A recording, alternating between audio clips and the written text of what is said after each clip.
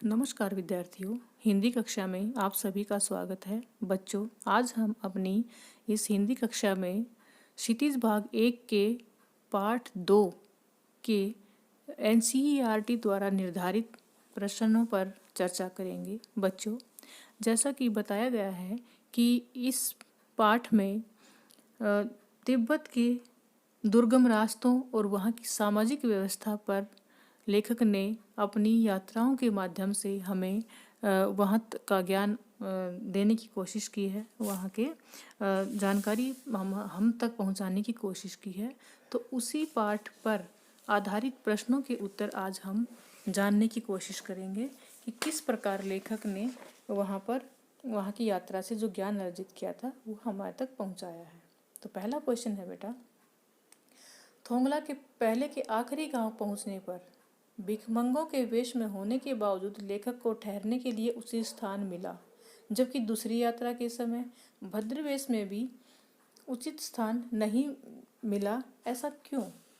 बेटा, यह बात वहाँ के लोगों की मनोदशा पर निर्भर करती है कि जब दूसरी बार लेखक वहाँ पर गए थे तो वे एक भद्रवेश में थे, लेकिन शाम के समय गए थे। शाम के समय जाने पर वहाँ के लोग एक छंग नामक पदार्थ को पीकर होश हवास खो देते हैं और वे कपड़ों में या मनुष्य में ज़्यादा भेद नहीं कर पाते हैं और उन्हें अपना होश हवास नहीं रहता है। जबकि वो दूसरी बार गए तो सुमति के साथ गए थे।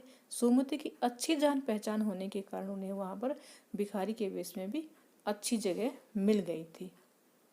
तो बेटा, प्रश्न नंबर 2 है कि उस समय के तिब्बत में हथियार का कानून न रहने के कारण यात्रियों को किस प्रकार का भय बना रहता था?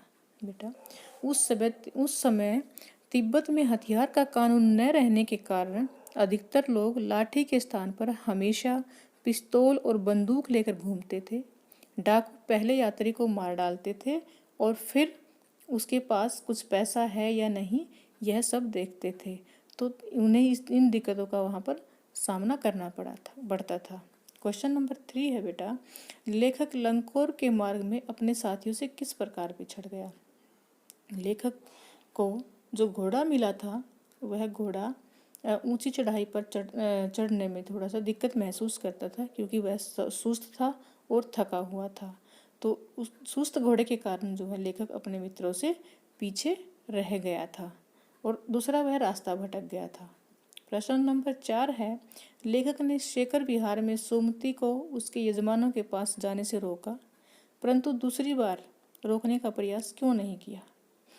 वहाँ एक अच्छा और भव्य मंदिर था जहाँ पर लेखक दूसरी बार रुका था। बेटे, वहाँ पर एक बहुत अच्छा मंदिर था जिसमें बौद्ध हस्तियाँ थी, लगभग 103 के आसपास, और वो बहुत मोटे और अच्छे कागजों पर छपी हुई थी। कम से कम एक पोथी 15 किलो की थी और लेखक को पढ़ने का बहुत शौक था और वह उन्हें पढ़ने में व्यस्त हो गया। तो इसलिए लेखक ने दूसरी बार उसको सुमति को उसके यजमानों के पास जाने से नहीं रोका, क्योंकि वह उन पुस्तकों को पढ़ना चाहता था। तो क्वेश्चन नंबर 5 है कि अपनी यात्रा के दौरान लेखक को किन कठिनाइयों का सामना करना पड़ा?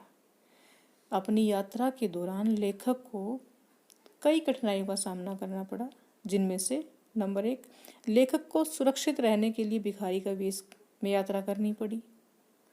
समय लौटते समय ठहरने के लिए अच्छी जगह नहीं मिली।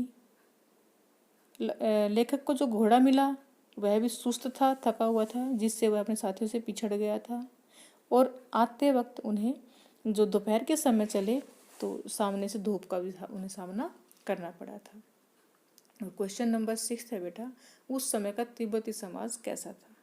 उस समय तिब्बती समाज में पर्दा प्रथा नहीं थी, जाति प्रथा नहीं थी। कोई भी अपरिचित व्यक्ति घर के अंदर आ सकता था, तो सभी को सम्मान किया जाता था।